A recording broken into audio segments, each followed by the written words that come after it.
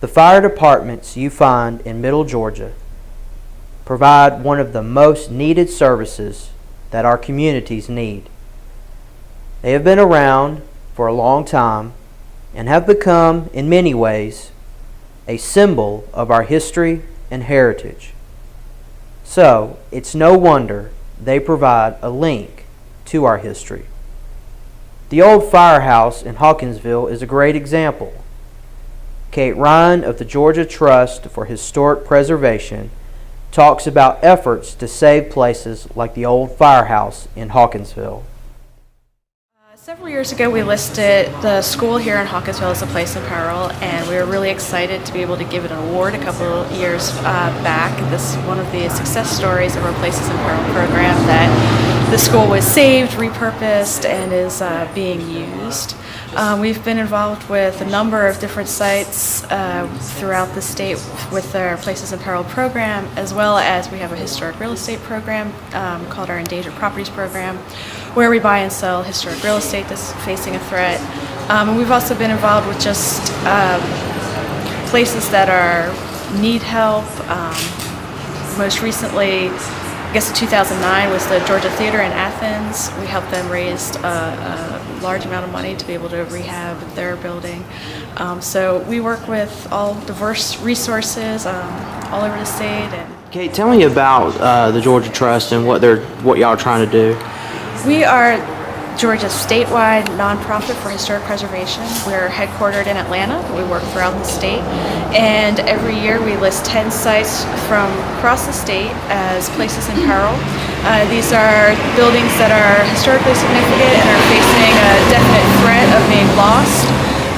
And the firehouse here in Hawkinsville is one of them for 2014.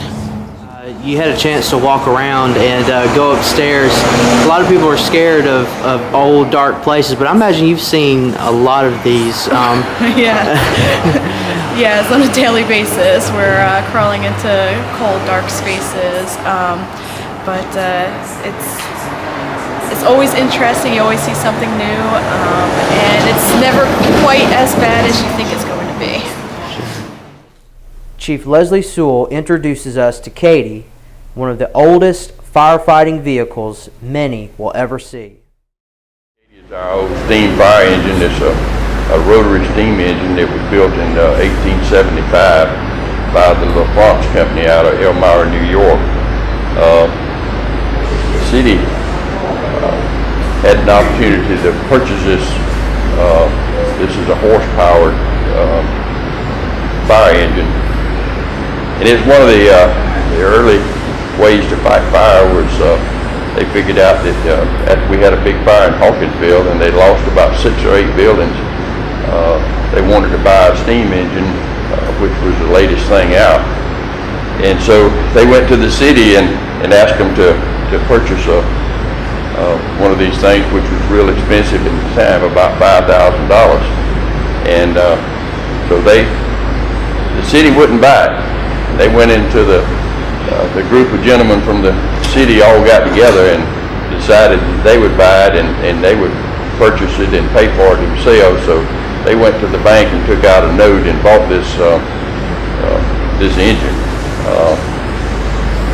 When they got it and it came in, then of course they were making, I guess back then, monthly payments or yearly payments, I'm not sure, but we got a copy of all the transaction that happened back then when they bought it.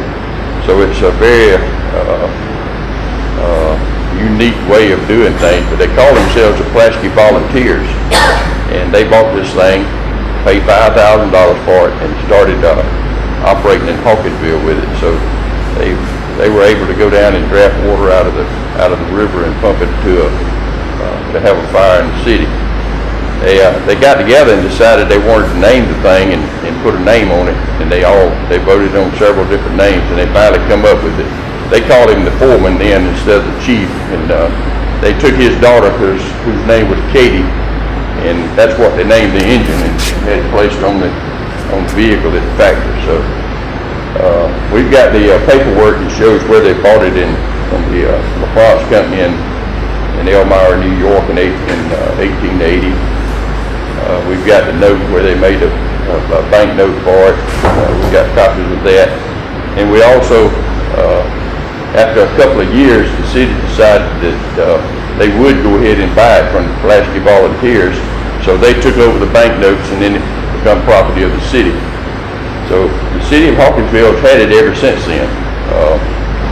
It stayed stored for years in an old warehouse somewhere, and they kept up with it, and the wheels and all were about to fall off of it. And a group of gentlemen back in 1976 took on the project of restoring it. So it was restored back in 1976, and that's basically the only work that's ever really been done on it.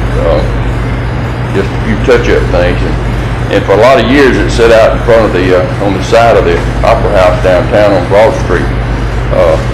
But time and still being not directly in the rain, but in the elements and the sun and all, the best thing that ever happened was getting it out and moving it, putting it in the building.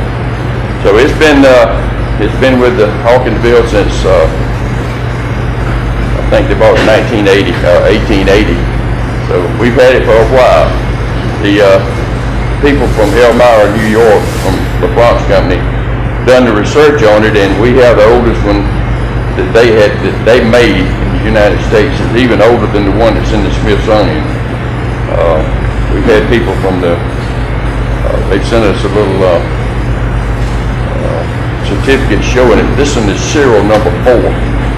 I think the next serial number is like 112 or something. I can't remember now, but it's the closest serial number to it, because over the years and all the metal drives and the wars we went through where they were collecting metal, a lot of them got melted down and made into other things. So we're fortunate in the fact that this one got stored and kept. And it's something that Hawkinsville can be proud of. It's something we've had for a very long time, and I hope we're able to keep it there eventually. And I know in the plans right now is to have a museum downtown, and this will be the centerpiece for it. And it's a great centerpiece because it represents something that the city can be proud of, something that we've had for a long time, something that the citizens can look at and say that there's not another one like it. There's some like it, but they're not as old as this one. So we're very fortunate to have it. We're keeping it indoors right now. Hope one day to have a museum to put it in. And we got a few other little items that we've kept from the fire department that are old, and we'd like to put with it and be able to put in a museum. So at some point in time, all that'll be done. But in the meantime, certainly like to let them make a good picture of this thing. And we actually took it in 2008 and put a horse. We were supposed to have 2 horses, but we only had one at the time, and he was able to pull it around the courthouse. So it's still movable. It's a great piece. Anybody wants to come by the fire station and look at it, we'll keep it on display here until they get a museum for it. The big fire they had in Hawkinsville, and if I had the thing in front of me, I could tell you the date, but I think it was somewhere around 1885. I wish I could remember the date, but I read in an article in the Hawkinsville Dispatch and News that they had a big fire downtown. They lost like 6 or 8 buildings, businesses, in one fire. And all the people in the community got upset, because we didn't really have anything but a bucket brigade type fire department. It wasn't really organized. It was just citizens coming together to help fight the fire. They didn't have any equipment. They didn't have anything. So all these gentlemen in the community got together, and some of the prominent citizens, the ones with a little influence, and they all got together and decided they were going to buy this thing. And so they looked into the possibilities of buying a fire engine and did. And that's one of the things I'm saying. If when somebody in the community decides they want to do something, they can make it happen. The citizens decided they were going to do it. They wasn't going to wait on the city. Then the city, after they saw what they got and had such a good fire department, they decided they'd go ahead and pay for the thing. So Katie got bought by it and finished being paid for by the city. So it was a win-win situation. Were there any losses other than buildings during that fire? I'm sure there was. There was no real records of it other than being a huge fire and losing 6 or 8 buildings. I'm certainly not an expert on steam engines, in particular something this old. I really wish I could see it pump again, and I think it could be if somebody knew how to restore that part of it and knew how to operate a steam engine. It's called a rotary steam engine. It generates steam to turn the propellers, which in turn pump water. They've been able to, they do these things across the country. I wish this one was in good enough shape that we were able to carry the thing to one of those things, because I'm sure it'd be the hit of the show. It's very unique. Some of the patent marks on it and all is this one's got December 1871, where it was patented by the company that built it. We've got a picture showing that the engine when it was in 1888 in downtown Hawkinsville. Not sure what year this one was made, but it was when the old fire station was down on 1st Street, and it was a 2-story building with like a clock tower on top of it. And of course, we have the certificate from America to France showing us that the thing was serial number 4, an 1880 LaFrance rotary steam engine, and it was able to, when they had it in Hawkinsville, and they were able to have the horses there. And we understand from reading out of the old newspaper articles and several things that the horses were, they just bring them around the side of the building and bring it in front of the steam engine, and the horses would back right up to it. They would drop the harnesses down on the horses, and they'd be hooked up in a matter of a minute or 2, and they could go out the door, and they had room for 2 people to ride here, and of course one could hang on to the back of it. From what we understand, they had to keep a fire in this thing 24 hours a day, so behind the fire station there was just a great big pile of wood. Every time it'd get low, they'd keep hot coals under the thing where they would be able to, before they went out the door, they'd be stoked it up and put a lot of fuel in it. I never really understood why they didn't start more fires with the fact that fire was underneath the bottom and all the coals could fall out on the ground. So it looks like we'd start more fires than we put out. But it was a great tool in this day. It was one of the finest examples of workmanship when it was first built, and how they used it to fight fire, because this was what they had at the time, and it was the latest thing. If you'll notice back here, it has a tinder box where you can keep some wood back here, and you can open the flap there and go through putting firewood in the thing to keep it going, and keep a fire going in the thing to keep the pressure up on the pump. Well, it's pretty unique. I wish I was well versed enough in it to tell you exactly. I mean, I know the principles, but I couldn't tell you how all this worked. You walk in the front door, and it's right here where you can see it when you walk in the door. We take groups, and we've been bringing some groups of kids through here, and the 4-H, and I don't know, there's been several groups from the schools and the different things that they have, and some other people that have come through here that we'll take on and give them the 10-cent tour and let them look at it.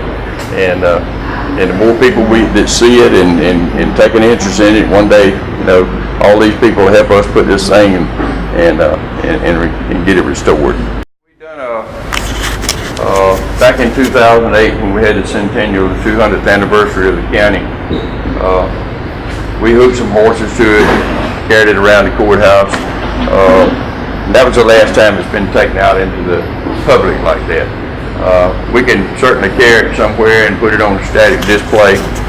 We could hook some horses to it, but I'd really like for somebody to know something about wheels and carriages to tell me that that it would hold it up okay. Because this is a heavy piece of machinery, even by today's standards. It's pretty heavy. So before you want to, start taking it down the road and pulling it with horses, you certainly want to know, because if the thing fell off the wheels or something, it might break something that it'd take a lot of time to repair. I don't think there's anything on here that couldn't be repaired, because everything's steel and metal and could probably be welded back. But you don't want to do that to it. You want to be sure of what you're doing when you take these things out. But again, if we ever get up a little committee and start this thing again, and which I'd like to see done, and be able to put together some funds and have it restored back to its original looks and beauty, this would be a beautiful showpiece. We don't want to do something to it that'll hurt the value of it or hurt the looks of it. We want to do everything to improve it. So, it may need some new wheels, and it probably does. Even though these were put on in '76, they were out in the elements for several years. So a lot of things need to be done to it.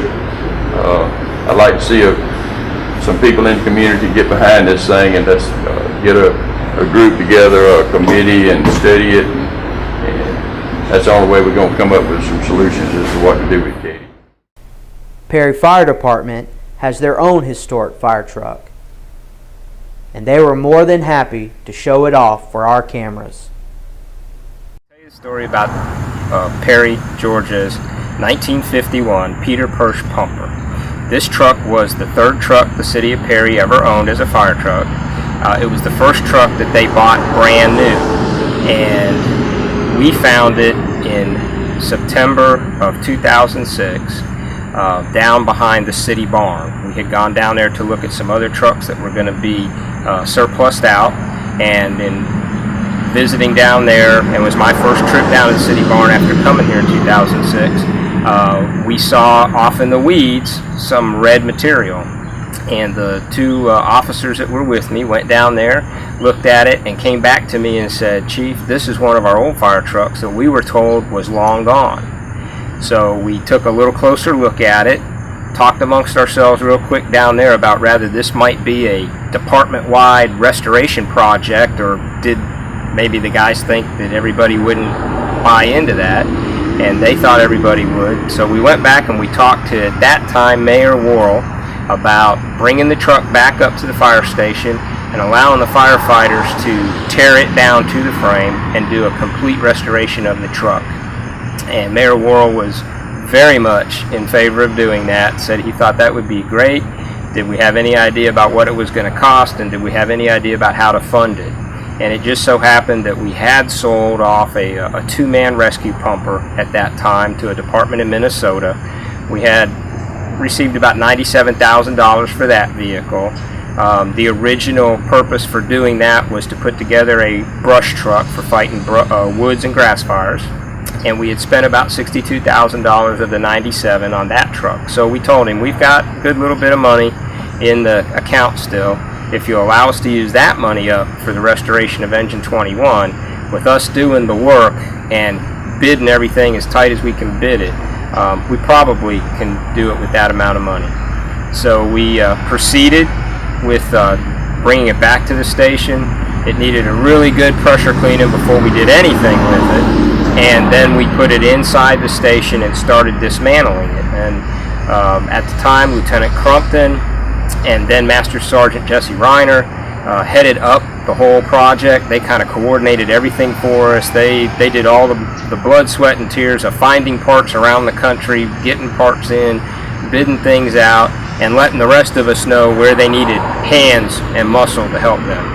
And everybody, including myself, worked on this truck. I think every one of the 20 of us that worked on it had a really great time doing it. And about 2.5 years later, we were finished with it. We had it rededicated actually on the Friday night before the Georgia National Fair in 2009. And on Saturday of that same weekend, the first parade that the truck was in was the Georgia National Fair parade for the 2009 fair.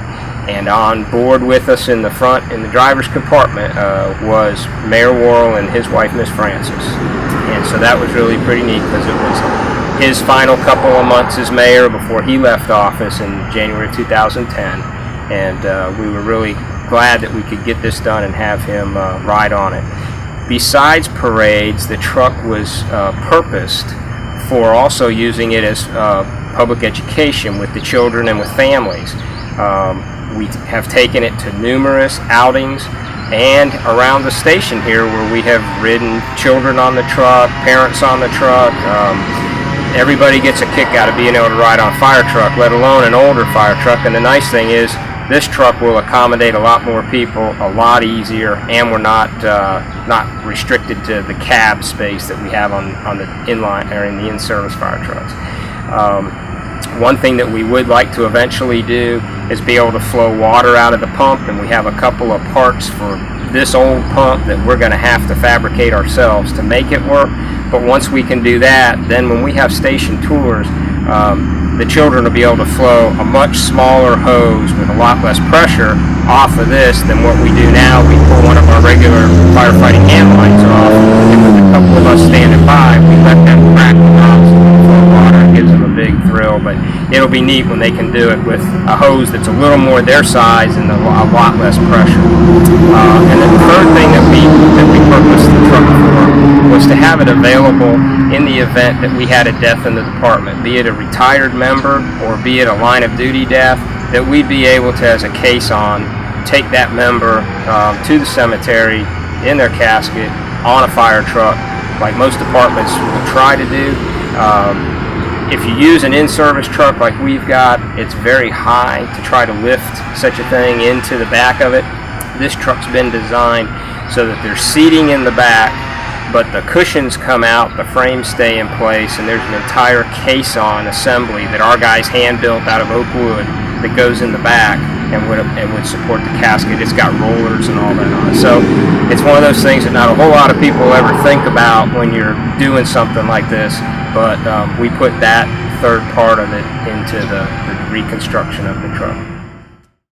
All right, my name is Lieutenant Kirk Crumpton. I'm also with the City of Perry Fire Department. I'll tell you a little bit about the restoration of this truck. As Chief Gray had mentioned earlier, he had found it down in the city barn, in the junkyard down there, and we saw it, and kind of a few minds came together. You know, this would be a cool project. So, unfortunately, the floorboard had been rusted out, and there was actually a tree growing up through the floorboard. So we cut the tree down, and a couple of us came and got our trucks, and we pulled it out. And man, this could be a viable project. So, with the help of one of our local wrecker services, they brought it up here for us, and basically the work began almost immediately. We got the pressure washer and started pressure washing all the bird nests and the rats out of it. I mean, it was tough. It'd been sitting in the weeds for a while, so and immediately we kind of had the naysayers. Yeah, you'll never do anything with this. Well, that's something you don't tell a fireman. So we friendly competition between us, like, we can do this. It's going to take some time, but we can do this. So basically the project started. After we got everything cleaned up, we brought it inside, and we started basically just dismantling. And we got to thinking, all right, how are we going to dismantle this thing and remember how it goes back together? So we just kind of made a pact that every time we would take off a part, we'd take a picture before and after. So at the end of this project, because we took this thing down piece by piece, we took it down to the frame. No nothing. I mean, just a steering column, and that's it. And so every time we took a part off, we took a picture and basically printed those pictures out and put them in a binder backwards. So as it got time to put it back together, we just started flipping through the pictures. Oh, this goes here, this goes here, So, and as the parts came off, we would sand them down and prime them, doing most of that work ourselves. And we got it down to basically the frame and started putting it back together. And then one day it came time to see if the engine would run. Because this thing had been sitting up for nobody really knows the exact time. So is it going to start? Is it not going to start? So we drained all the fluids out of it, put new spark plugs in it, did some carburetor work, new air filter, just the basic things, just to give it a shot, see where it would go. And man, there was probably 10 firemen up here that day, the day it was time to fire it off. And man, when this thing fired off, yeah, I mean, everybody cheered, just like a touchdown had been scored. It was a pretty cool day. So at that point, we kind of hit a milestone with it. I think that was our turning point, where people were like, man, this might actually work out. So we started getting help. People were, what can we do? What can we do? So we were coming up when time would allow it. When we were on duty, we'd work on it. But most of the time, it was done on our days off. We would come up and work on it, and just putting parts back on it. And basically, when we got it back to it was completed, we had to fabricate a lot of new running boards, floorboards. A lot of stuff had to be completely refabricated. And again, local supporter vendors, they helped us out with that. And when it got time, we took it up to Byron. There was a company in Byron, Precision Collision. They did all the paint work for us, and they kept it about 6 months, I think. And man, we were going up there checking on it. It was just unbelievable how it was turning out. And we had to send a lot of things off to have them chromed and all that. But when it came back, everybody was saying, if you have it ready by that Christmas parade, we'll dress up and we'll be elves in that Christmas parade for you. So friendly challenge as it may be, we one-upped them, and we had it ready for the fair parade before the Christmas challenge, and we didn't make them dress up as the elves. So we let them off the hook. As Chief Gray was saying earlier, this truck initially had a tank in the back, a water tank. It's 500 or 750 gallons, completely rusted out. Been water sitting in it for a while, and we made a decision to take that tank out, and took the tank out, and there was some old hose reels, and just made basically a seating area for mass people to sit on during parades or whatever the event may have been. And then the cool thing was we were able to take a lot of that scrap metal that we took off this and took it and got money for it, and we were able to put that back into the project. So it was kind of supporting itself for a while there. As Chief Gray had mentioned earlier, this we in the event that we did need to use this for a funeral, we would use it as a funeral escort for a casket for a fallen firefighter. It doesn't have to be us; it could be anybody. We would go if anybody called us needing help. We use it for parades. Again, public education. The kids love to crawl all over it, and also actually use it for weddings. I used it in my wedding.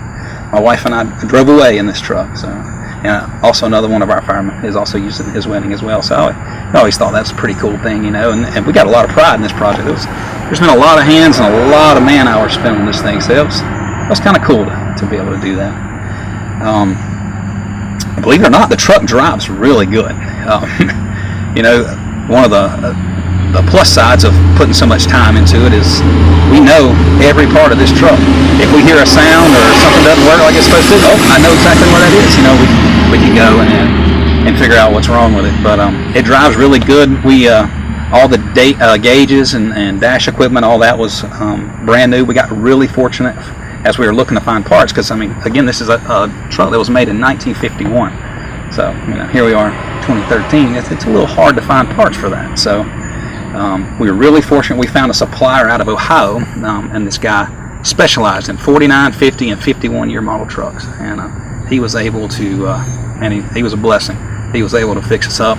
Got new speedometer on there. Speedometer said 000 across the board, and it's got 512 miles on it now. So you can see that, we drive it quite a bit. During the process of this restoration, we, several people were running articles about it.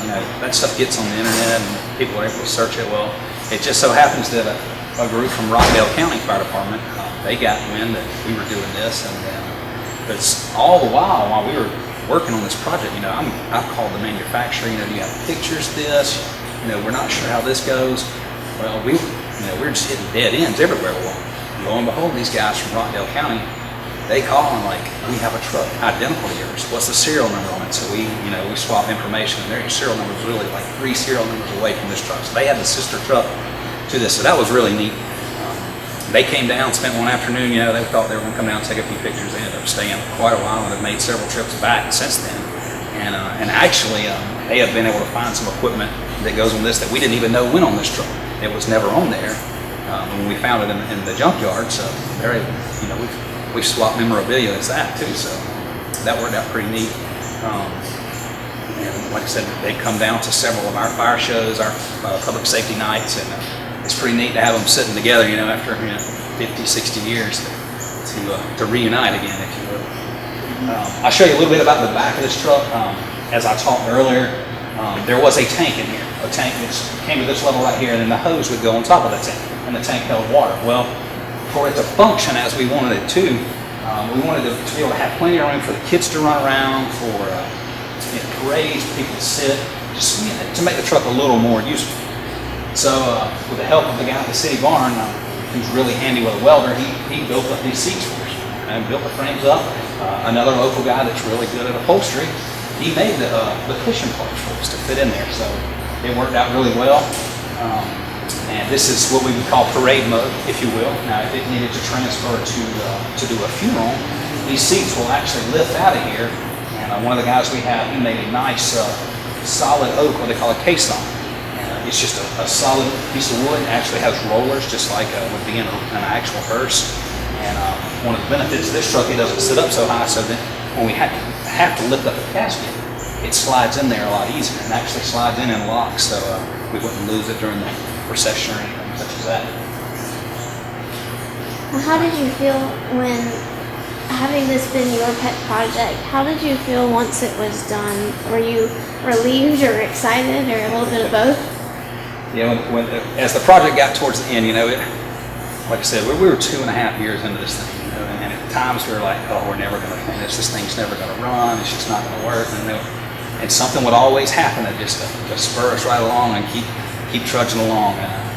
As it got towards the end, it was kind of like, well, I'm driving in the first parade. No, I'm driving in the first parade. So and that stigma is still there today. We always take turns driving parades because we love doing that. That's the reason we built this truck. And fortunately, it hasn't let us down yet, and then we continue to do it year after year. And it's got probably 6-7 parades under its belt so far, 2 weddings, and just see what the future has to hold.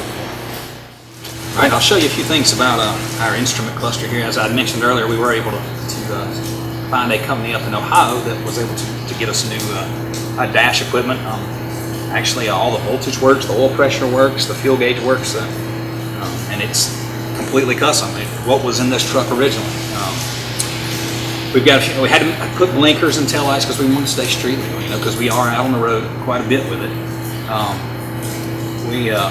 As far as our restoration project, not only did we have to do all the body work, but it needed a new electrical system too, because the rats had eaten all the wiring up, so all the old wires had to come out, and we had to, the cool thing about a fire department is we attract all different kind of personalities. Guys that can plumb, guys that can do woodwork, we have electricians, so each one of those guys, we were able to tap them and say, hey, I'm an electrician, I need you to help me with this, so it worked out pretty cool. We have basically our lights for our parades. We got to have a horn. And, that's for the little kids. They like that during the parades. And I actually have a siren. I call it the old Andy Griffith siren, just an old wind-up type, what they would call a Q siren. And again, 5-speed transmission. The truck drives really good. I've taken it all the way up to Byron before and had it 50, 60 miles an hour. It drives really good. That's basically the instrument cluster for you. No power steering, no power brakes. You got to be ready when you drive. Awesome. Do you have any big plans for it? Other than what you've already told me? As far as plans for it, we just to keep it running, keep it in good shape. Sometimes on the weekend I'll come up here and just take it out and drive it, just to get it out, because a lot of times the only time it sees daylight is during a parade. It's not good for things to sit up, so we'll just take it out and drive it through town, and man, everybody just honks and waves, they love it. So we're just going to keep it maintained, keep it working as it should. Is there any special maintenance involved? Not a whole lot of maintenance. This girl pretty much takes care of herself. She's really fuel efficient. We don't have to put a whole lot of fuel in it. Doesn't leak a whole lot of oil, so we just she maintains herself. The hardest part about it is learning how to drive a truck of this year model. We're accustomed to modern clutch systems and all that, and you just get in and turn a button or press a button to match the gas and it goes. Well, not quite the case for this. You got to be pretty handy with a clutch on this one. So, it's pretty neat taking some of the new guys out and going, okay, here she is. This is how you got to do it. So it's pretty. Well, as Lieutenant Crumpton was explaining, we had found several different parts vendors. We had a lot of assistance from local folks as well, and he talked about the engine and starting that, and what a big day that was for us. The engine that was in the vehicle was not the original engine. The original engine that used to be in this vehicle was what they called a 8-cylinder inline flat top, and this is a Ford industrial motor. Well, the Ford industrial motors were primarily developed to run stationary water pumps, generators, things like that. So they have to turn out a lot of power, but they have to be easily cooled and maintained sitting in place. We did have somebody in town that had a motor from one of their vehicle restorations that would have been the original type motor for this vehicle, and they did offer to trade out with us, but when they came and looked at what we had and understood what we were going to use the vehicle for, primarily parades, they suggested we stay with the Ford industrial motor, even though it's not the original type motor, because we would not have overheating problems with it that way. So we stuck with that. And as Lieutenant Crumpton said, we basically changed the oil, changed the spark plugs, and it fired right off. So that was great. The original radiator we were able to keep, we sent it to a radiator shop, had it gone through and re-coated and all that, so that was really pretty cool. All of the ornaments on the front of it are the original type ornaments. The difference is in this, the way it sits today and the way it would have been prior to the restoration, is that the headlight rings and the grill part through here that are now chromed were all painted red. And the bumper on the front was painted silver, and we've chromed it.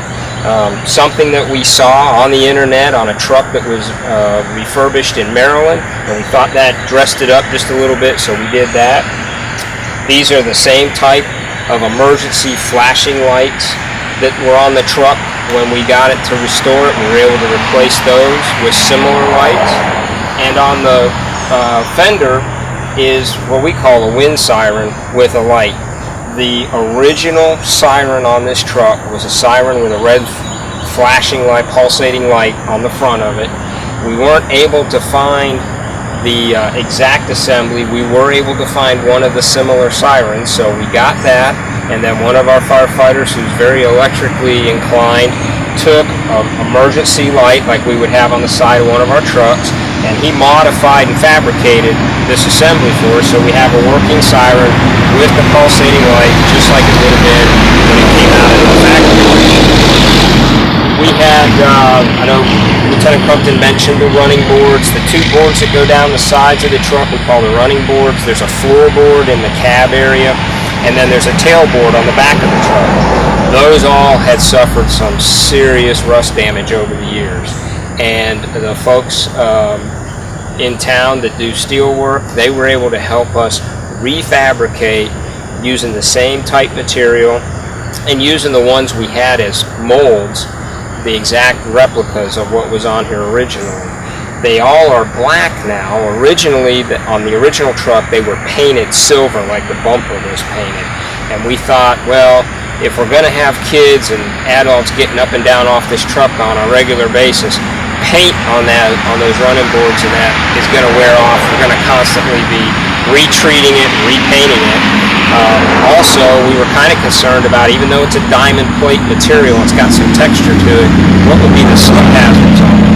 Well, one of our guys came up with, why don't we put that bed liner that they put in the beds of pickup trucks on those running board areas and the floorboard areas. So that's what we did. Bed liner vendor in Warner Robins was able to help us out with that. So we took them all to pieces, he sprayed them all, we brought them back, and then we installed those on the truck. So they're very good looking, they're very resilient to wear, and they don't have as slip factor to it as they might have if they were painted. Some of the back area where the seats are for people to sit and ride, those frames were actually fabricated by our city shop. We have a gentleman down there that is very, very talented when it comes to welding, and all you've pretty much got to do is tell Bob, this is what I'm thinking I'd like to have, and Bob will make it come to fruition for you. So he did that for us, and then local upholstery shop did all the work for the seats and the back cushions that are in there. That's pretty much a quick rundown of the parts. Lieutenant Crumpton explained that, the gauges and all that and switches were all new. Well, one thing we had to do to the truck overall was, this was a 24-volt system, which is the old electrical systems, it being a 1951 truck. It used a generator instead of an alternator and a battery, a 24-volt battery. In the process of obviously tearing the whole truck down, every piece of wire and component was off of it. So we thought the smart thing to do going back is put a standard 12-volt electrical system on there like it's on most vehicles today. And that took a little time to do because you had to figure out all the different components to put on this truck to make that electrical system work when that's not the kind of electrical system that was on here. But our guys, again, they pretty well figured it all out, contacted people that could help them answer the questions they couldn't answer themselves, and so it is a standard 12-volt system on there now. So that's one of the major things that's not as the original truck would have been, but the upgrade of the electrical system was necessary. We needed to do that. Did many people like donate for it? Yes, we had donations in several different ways, and on the rear of the truck, one of the two plaques are acknowledgement of all the vendors that helped us with different parts, transporting the truck. When we went to bid the paint job on the truck, Wells Towing from here in Perry loaded the truck up and transported it to 3 different paint shops for Lieutenant Crumpton and Sergeant Reiner at the time to get the quotes on the truck, the paint job. The paint job is beautiful, and it was done in Byron by Precision Collision. And those fellows, they not only came in with the lowest bid, but they were very enthusiastic when we got there because they'd seen over the year or so ahead of time the updates in the newspaper from time to time about us building the truck. And they wanted to be part of it. They said they were looking forward to that. So when we showed up at their shop to get a bid from them, they gave us a very reasonable price. They gave us a very reasonable turnaround time of 4 months.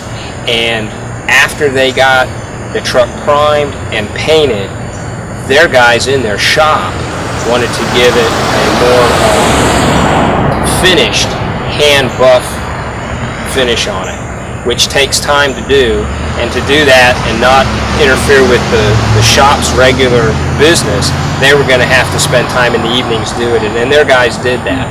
And so we ended up with this red mirror finish on our truck, and it took a total of about 5.5 months at the paint shop, but well worth it, time well spent.